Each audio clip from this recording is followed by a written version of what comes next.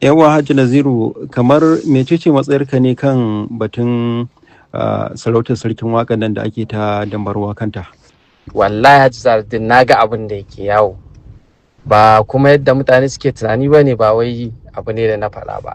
Shi ban dai ne yin magana kwata-kwata akan abu na to, amma wani abu in ya fito kai clearing doubt ga mutane zai fi.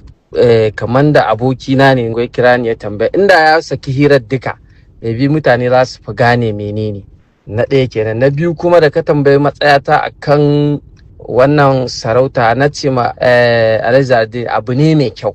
Ka sai ta sarauta mai ita shi yake sa ta girma ko ta daraja.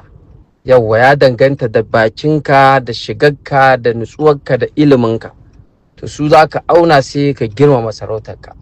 Amma wannan abu na tabbatar ni dai har zuciyata baya abin da nake ji illa in taya shi murna, kamar yadda da aka yi mun sun taya ni murna ya zo, to ni me yasa? Wallahi ina tabbatar maka ba abin da muke ji in ba mu ƙara masa fatan alheri ba.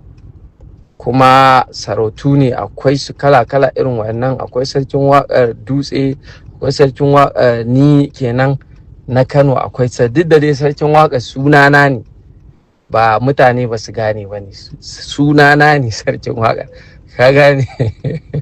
To amma wallahi abu ne mai kyau ya yi amfani da ilimi. Shawarar da za mu ba shi kenan, amfani da ilimi zai taimaki tafiyarsa. Da a haka muke tafiyar da namu, ba wani abu bane. Amma ba wai abin da duk mutane suke nufi a'a an baka sarkin waka sai ka mulki kowa. Na sha baɗa tun baya da aka ban shi sarkin waka ba fa sarkin mawaka bane.